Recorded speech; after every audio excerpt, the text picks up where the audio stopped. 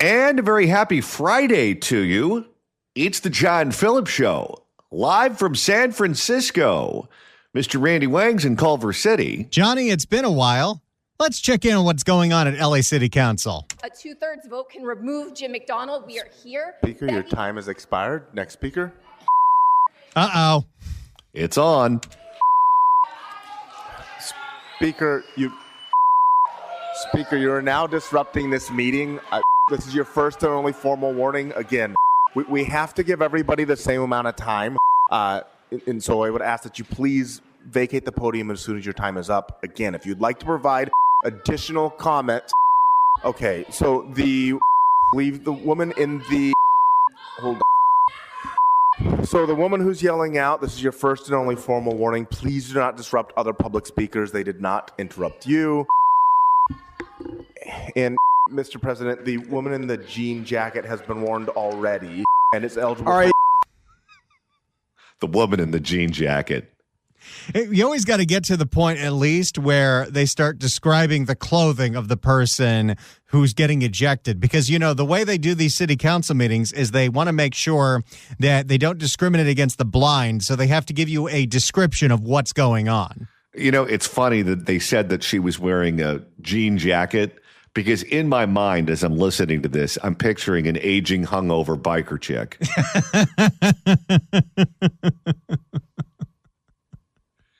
Now I realize what members of the city council can do once they're termed out. What's that? After living through this on a daily basis, they are qualified to work customer service at Costco. Because every time you see someone trying to return a half-eaten pumpkin pie, it sounds just like that. And because it's Costco, they say, sure. Bring it back. In February.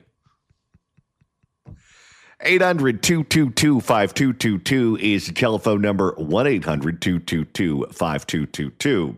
Well, we now have our first post-Katie Porter bullet train wreck interview poll. And Randy, there is movement among the electorate. A CBS YouGov poll has asked people in a little different way, are you considering or not considering voting for somebody? And Katie Porter came in first of the people that are not considering to vote for her. Get out of my shop. I think she now reminds the people of California of everyone's ex-wife. I'm running for governor because I'm a leader. And I don't think anyone wants their ex-wife to be governor. I don't want to have an unhappy experience with you. And I don't want this all on camera. Well, she really does sound like John Gotti there, doesn't she? Let's hear what's going on with this latest poll and who's the new front runner, at least in this poll. Here is a report from CBS LA. Voicing their feelings about gubernatorial candidate Katie Porter, and the first polling since several videos of her went viral, as you know, one involving a staffer, as well as our own CBS California Investigates correspondent, Julie Watts. Lots to unpack here. Everyone knows that name now. I love that. Oh, she's now a household name because of that interview. I don't care. Lots to unpack here at 6. Thanks for joining us. I'm Tony Lopez. And I'm Marley Ginter. We've got team coverage for you tonight. CBS 13 political analyst Gary Dietrich in studio with us. Oh, that's interesting. I downloaded this from CBS LA, but it's actually from CBS Sacramento. I think they're doing a lot of merging up there. Budget cuts. Political analyst Gary Dietrich. Well, it's like us. You know, we broadcast to LA and San Francisco and the Central Valley. That's true. We have quite the reach. Political analyst Gary Dietrich in studio with us, breaking down some of the biggest headlines across our state. We want to start with politics at large. Tonight, Steve is live for us in Stockton with what that polling shows, plus reaction to it, Steve. Yeah, and several candidates were here in Stockton for a governor's debate. Katie Porter was not one of them. She said she had a scheduling conflict. She blew off Stockton? Yeah, what is she doing that's so important that she can't show up to the forum? Court-ordered anger management courses? That forum only had Betty Yee, Tony V, Tony T, and Bianco. Oh, so they weren't playing the showroom. They were playing the lounge. Conflict. The new poll numbers show more Californians are not considering her for governor than are. She's in first. Oh, she's not going to like that. You know, I have a theory, Randy. Whoever it is that gets to interview her next shouldn't wear a suit and tie to the interview. They should dress up like they're a contestant on the American Gladiators, where you have the elbow pads, you have the knee pads, you have the mouth guard, you have the helmet, the whole thing. So as governor, what's your plan for Candidates for California governor? everyone does share in economic prosperity? You just have to remove. How is Betty Yee still running? Who is giving her money?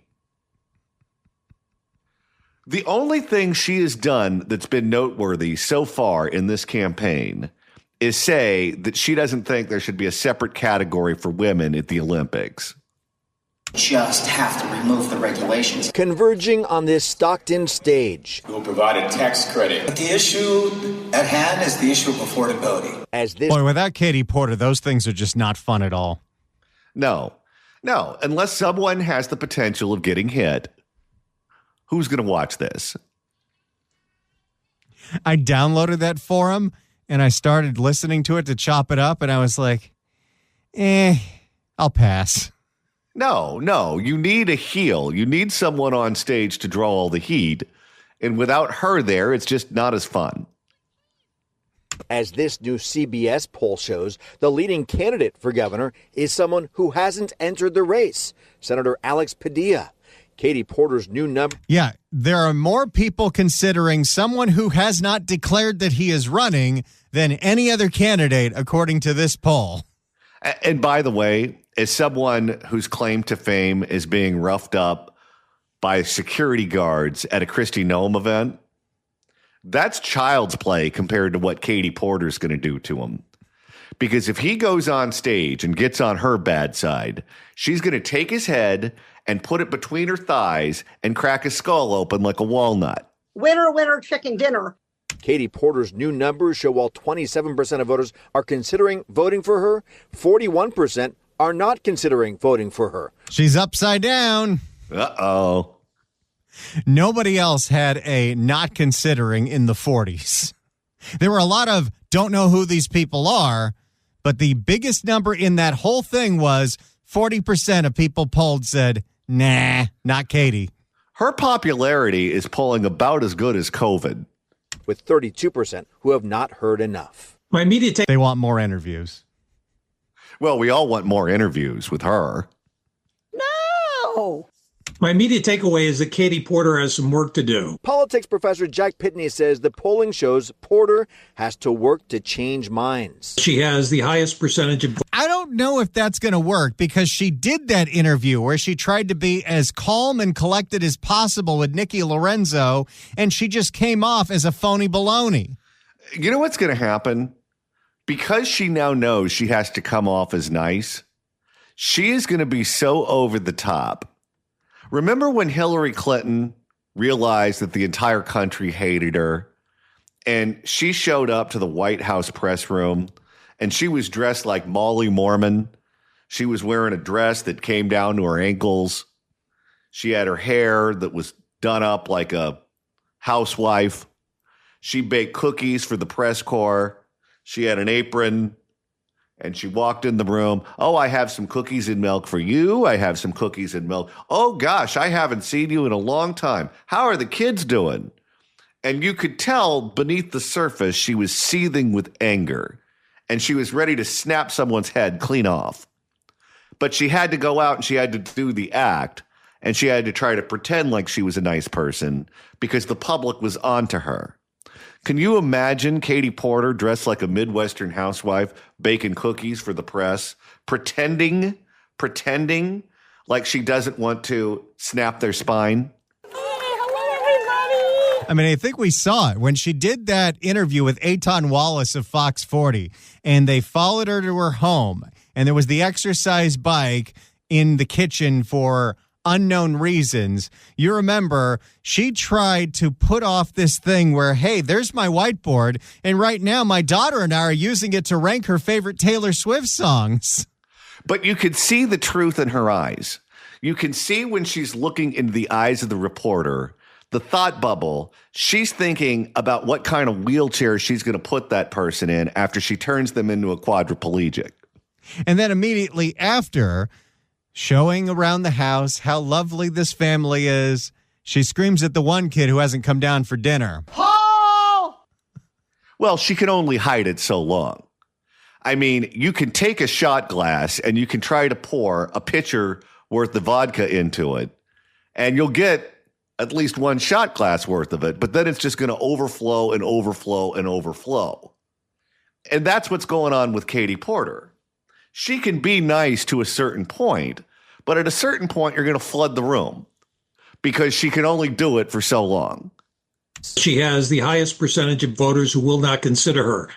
That's a problem because negative perceptions tend to run deeper than positive ones. I don't want to keep doing this. I'm going to call it. Get out of my shot. Gotta love when that makes the tape. Oh, that is going to be the soundtrack of her campaign. The viral videos surfacing in early October led to a Porter apology saying she could have done better. And we all believe her because we were born yesterday, of course. I asked Governor Gavin Newsom about the videos during Stockton's California Economic Summit. I haven't heard you talk since the Katie Porter videos came out. No. Any advice to her on that at all? I got no advice. I need advice. We all do. A little humility when you're in this business. Well, look, I wouldn't want to be judged by anyone on my worst day. Robin Bass came to this governor's debate as an undecided voter still considering Porter. I'm not looking for a viral moment to make my decision. I want to look at her voting record.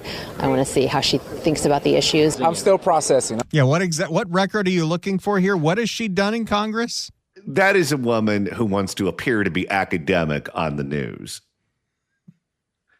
She doesn't want a frying pan to the face any more than the rest of us do. She's not voting for Katie Porter. I'm still processing. I'm still processing what that meant. Jesus Andrade, a one-time Stockton council member, is also undecided. The viral videos have him pressing pause on Porter. Now there is some alliteration. The viral videos have him pressing pause on Porter. That's how you treat others. The newest polling on candidate... I mean, that's the thing. You know, you can say, oh, bad interview, bad day, but we can see that she has a lack of respect for others, including people interviewing her and many, many, many stories of people who work for her. Well, and what I don't understand is I get that these people are professional Democrats, they're politicians, and they don't want to start fights with people when they don't have to, especially if that person could potentially become governor. However, how do you think she'd treat Jesus if given the opportunity? I think Jesus might be on the cross with a crown of thorns himself. She'd go that far. Didn't expect a crucifixion joke, but here we are. The newest polling on candidate Katie Porter following her viral moment. Our first look at how voters now view her. And this survey was conducted in the last couple of days. Again, those viral video moments coming out in earlier October. I did reach out to her campaign, who told me that she was not able to make it to this particular debate today, but she does have... Katie Porter's too big for Stockton. Yeah, I want to know what she was doing instead. Today, but she does have several planned in the coming weeks. All right, we'll see how those shake out. Steve, thanks. Live in Stockton tonight. All right, there you have it. Katie Porter, sinking like a stone. Hello, everybody. Hey, let's go to John in Long Beach. John. Hello. Hey, John. Hey, good afternoon, gentlemen. You know, I just got, hello, everybody. Anyway, I've been working on my Katie Porter imitation. Wait, let's listen to Katie. Hello, everybody. Okay, now, John, you go.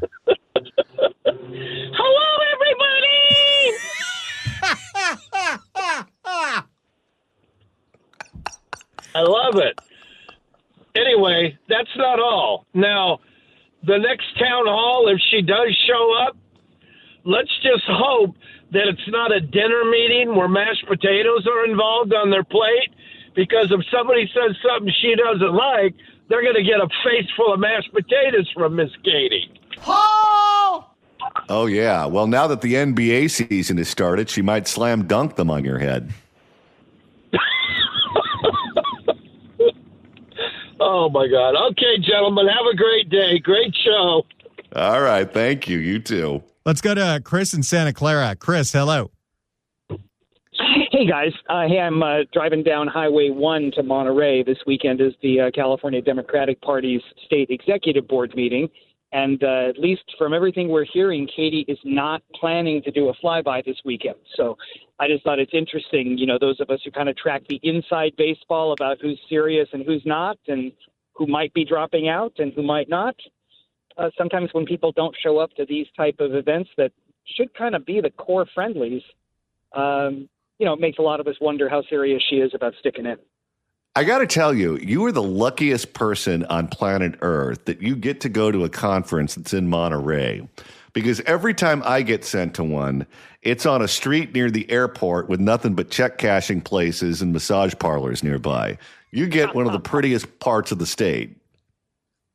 Hey, Highway 1 is gorgeous. I even made sure I drove over 17 so I wasn't just shooting down 101 the whole way. But, hey, no, it's, you guys certainly, I think, are raising the appropriate questions. And, I will say, Antonio, he's been showing up to a ton of party stuff. It seems like he's going to stick in this all the way through, even if Padilla jumps in. But those numbers you shared, the quietness with Alex right now where he's saying, okay, I'm going to wait until after November 4th. He's holding his folded his gunpowder, and we'll see what happens after the first Tuesday of November. All right. Well, thank you for the call and have a safe drive. 800-222-5222 is the telephone number, 1-800-222-5222. If you'd like to email the show, you can do so at johnnydon'tlikeshow@gmail.com. That's johnnydon'tlikeshow@gmail.com. And Randy, the weekend is almost here.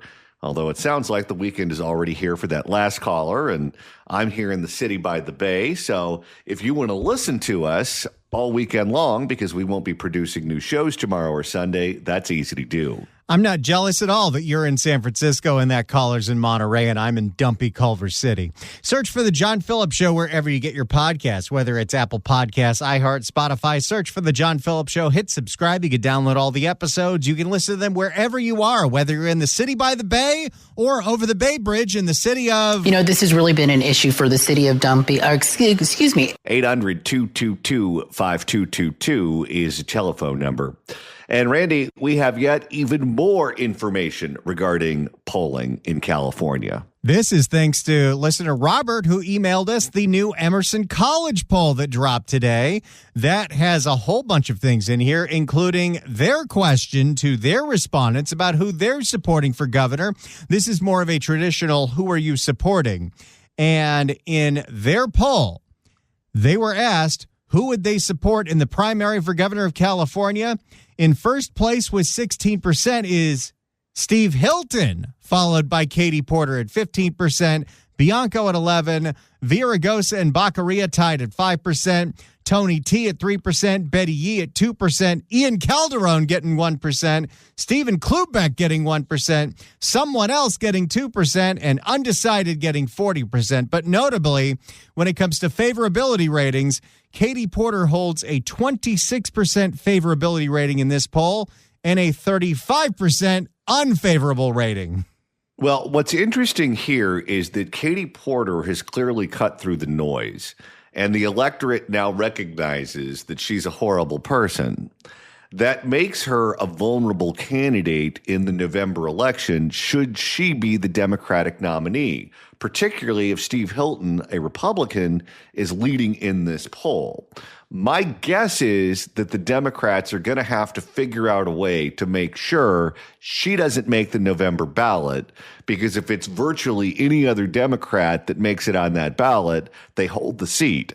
If it's Katie Porter, it's going to be a race where they're going to have to spend money. The favorability ratings in this poll show Alex Padilla with a 40% favorability rating, 28% unfavorable, and 32% have never heard of Alex Padilla. Katie Porter, 20% favorable, 35% unfavorable, 39% have no idea who she is. Steve Hilton, 21% favorable, 12% unfavorable, but 68% of respondents have never heard of Steve Hilton. That just goes to show you how many people just don't read the paper ever. I mean, the average Californian does not pay attention to this stuff. We can tell. That's true. I mean, you talk to some people from parts of Minnesota or North Dakota or whatever, and they never heard of a taco. Now, John, speaking of polls, when we go back to that CBS poll, it wasn't just the governor's race they were polling. They were also polling two prominent Californians in what California thinks about them running for president. Any idea who those two people are?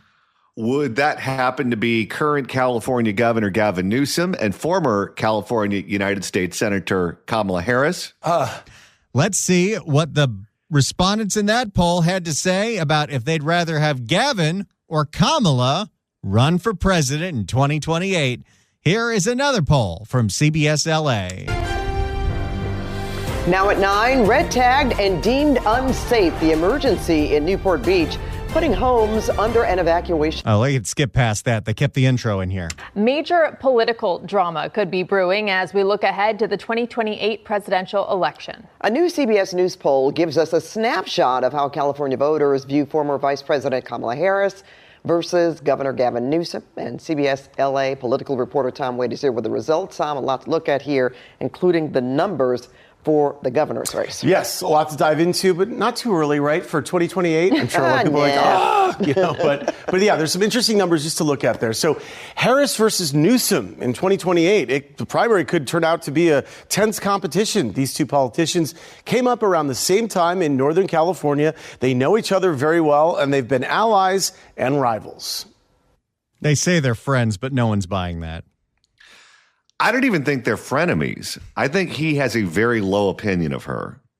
Newsom versus Harris. It could happen in 2028 if both vie for the Democratic nomination for president. The former vice president and the governor are longtime friends and rivals. Professor of politics Jack Pitney describes it like this. They're almost the perfect dictionary definition of frenemies. Well, to the extent that what he's saying is true, they both came up through San Francisco politics at the same time.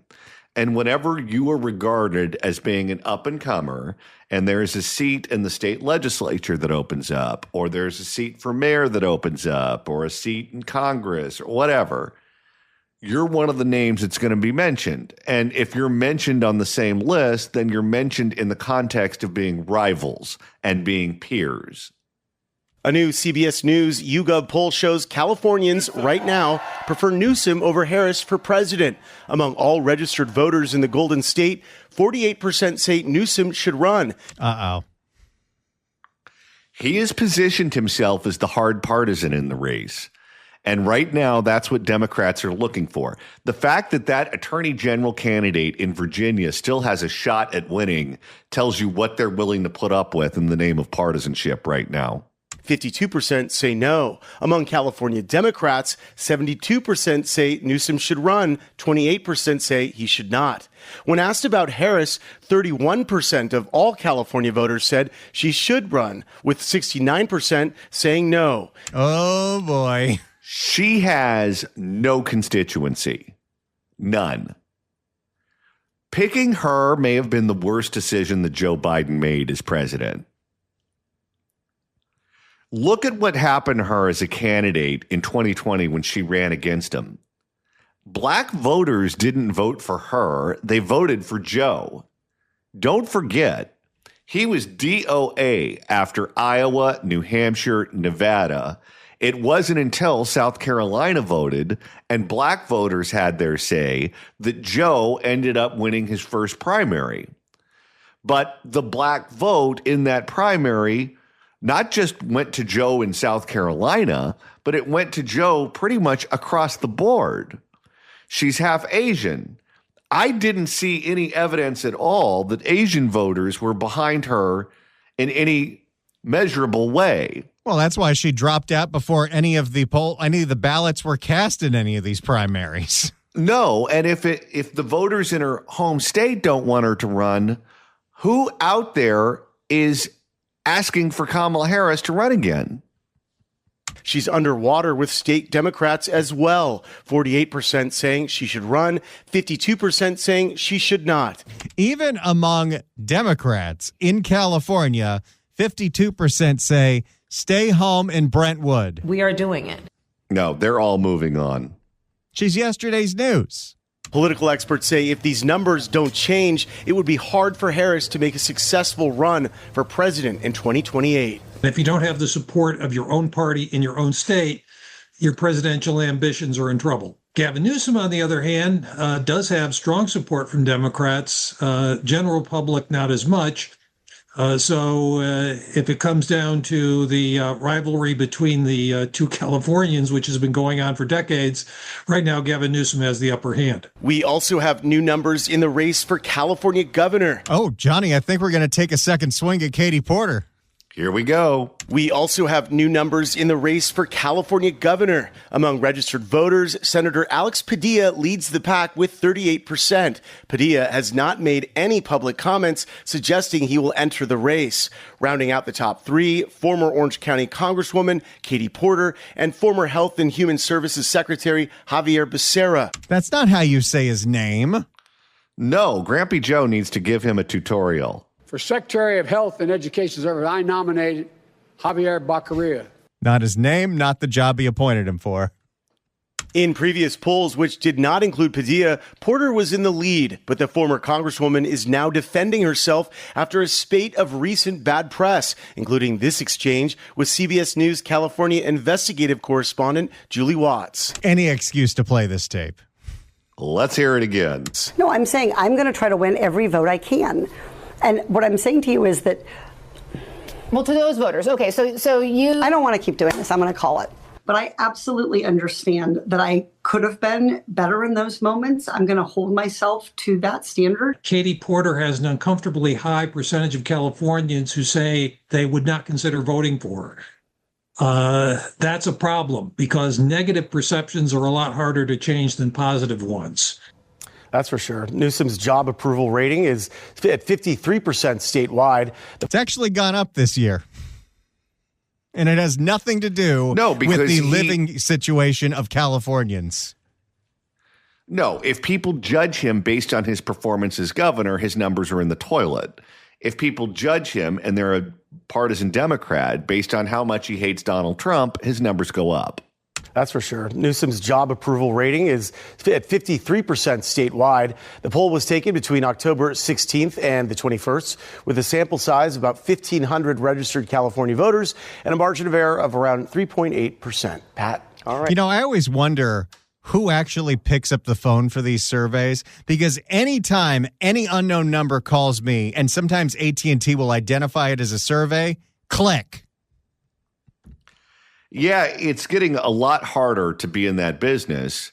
And don't forget that some of the polls, including some of the respected ones in the last election, were wildly off. That Seltzer poll, for example, in the state of Iowa that showed that Kamala Harris would beat Donald Trump in Iowa was about as wrong as you could possibly be.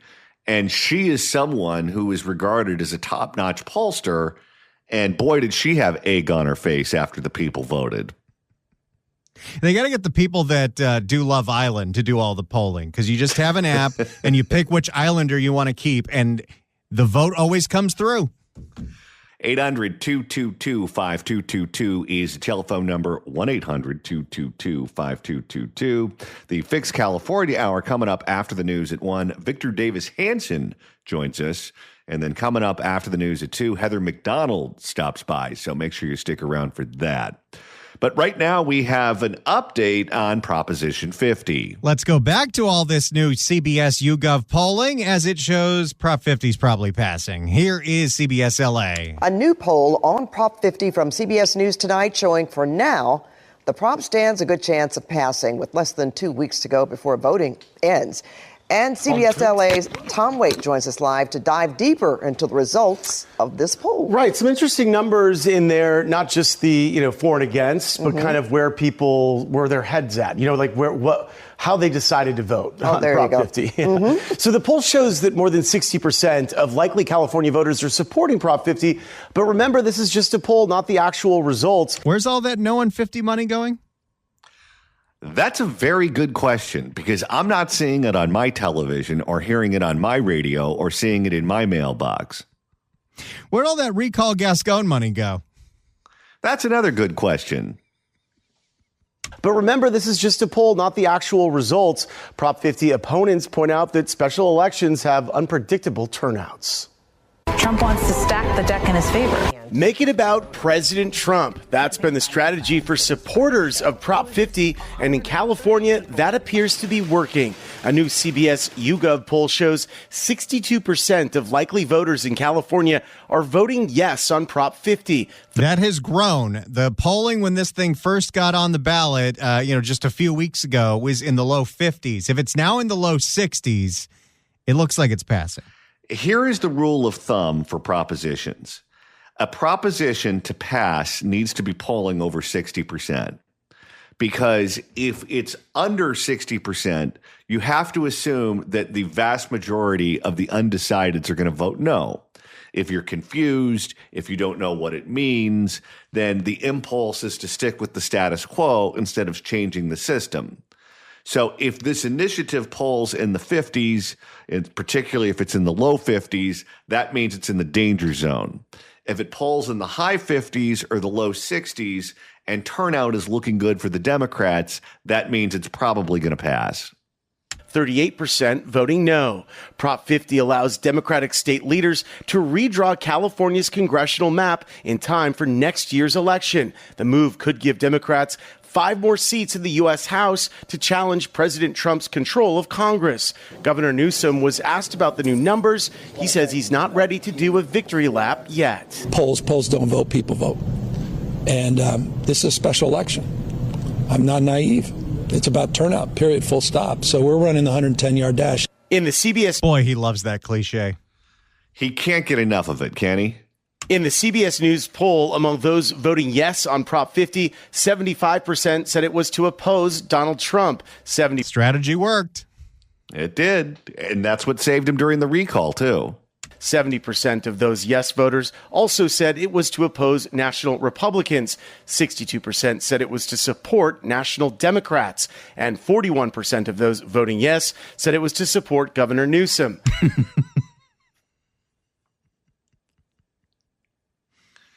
He thinks he's the popular one. He's not. Pomona College professor Sarah Sidwani. Of course, she's going to comment on this. Boy, she is just dial a quote, isn't she? She's like the go-to person for almost anything. It's her and Jessica Levinson. They're on all the channels all the time. And who knew that she was actually on the Independent Redistricting Commission that now she wants to get rid of? And you know what's funny is my whole time, because she's part of the Claremont colleges. She's at Pomona College. And I went to the graduate university that they all feed into for graduate work. I had not heard of her when I was there, but she's all over the papers.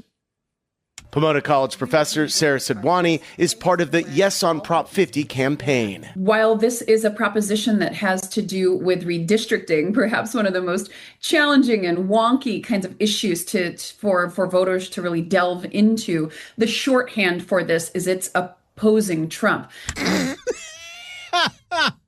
I mean, that's what they're doing. Yep.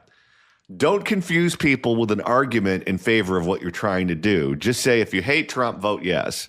And that's definitely a message that voters seem to have received from this data that we're getting today. Governor Newsom and state Democrats drew up Prop 50 after President Trump worked with Texas Republicans over the summer to redraw Texas's congressional map to eliminate up to 5 Democratic House seats. If Prop 50 passes, 5 California Republicans could lose their seats, including Kevin Kiley from the Sacramento area. One poll, one snapshot. The poll that really matters is Election Day. Congressman Kiley Kiley has been a vocal critic of Texas and California, claiming they are trying to stack the deck. And Kiley says partisan congressional maps are bad for democracy. Even people who say that they're for Prop 50 here have very mixed feelings about it because the entire argument relies on the idea that doing something wrong for our state is justified by the fact that other states are doing something wrong. That's why the messaging isn't even about that. No, because if you get into the weeds of the argument, you lose. So you just have to say Orange Man bad. More Republican-controlled states nationwide are now redrawing their maps, giving the GOP the overall advantage heading into next year's midterms. When you map it out, Republicans will win around 25, 30 seats. And California passing Prop 50 just gives an excuse to Ohio, Indiana, Florida, and Missouri, and all those other states that are now prepared to do what California's done. And that's bad. Again, I would just reiterate, it's bad for democracy. The CBS News YouGov survey included a sample of 15... Whoever that was that made that point is 100% correct. What Gavin did was set off an arms race that the Democrats would lose because they already gerrymandered the states that they're in charge of. There's no juice left out of the squeeze. But Republicans have any number of places they can go.